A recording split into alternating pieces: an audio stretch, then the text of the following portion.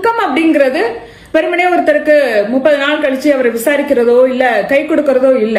அப்ப அந்த சூழ்நிலையில அவங்க துக்கத்துல நம்ம அவங்களோட வழிகள்ல பங்கெடுத்துக்கிறது, அவங்க துக்கத்துல நம்ம பங்கெடுத்துக்கணும். இப்ப விஜய் அப்பவே நேர்ல போயிருந்தாரு அப்படின்னா அவங்களுடைய குடும்ப சூழ்நிலை எப்படி இருக்கு, பொருளாதாரத்துல பின்தங்கியவங்களா எப்படி இருக்காங்க, அதெல்லாம் நேர்ல போய் பார்த்து விசாரிச்சாதான் தெரியும். இப்பதான் சேவை செய்ய வந்திருக்கேன் அப்படின்னு இவர் சொல்றதுக்கு ஒரு அர்த்தமாவது இருக்கும். அதை விட்டுட்டு நீங்க வாங்க, நீங்க என்னோட ரூமுக்கு வாங்க, நாங்க இருக்கிற இடத்துக்கு வாங்க, வந்து நான் ஆறுதல் சொல்றேன், அதை வாங்கிட்டு போங்க அப்படிங்கறது என்ன வியாபாரம் பண்றாரா? இதெல்லாம் சினிமால கூட கற்பனை செய்ய முடியாத ஒரு காட்சி. சினிமால வில்லனுக்கு கூட இந்த மாதிரியெல்லாம் ஒரு காட்சியா இயக்குனர்கள் யோசிச்சிருக்கவே மாட்டாங்க. அப்படியான ஒரு விஷயத்த இப்ப விஜய் பண்ணிட்டு இருக்காரு. இது மனிதாபிமானமற்ற செயல்.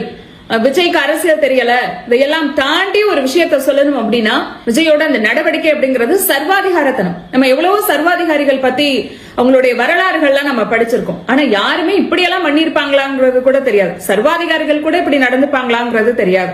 அப்படிப்பட்ட விஷயத்த ஒரு வினோதமா விசித்திரமா இருக்கு. எப்படி சொல்றதுனே தெரியல, வார்த்தையில விவரிக்கவே முடியல.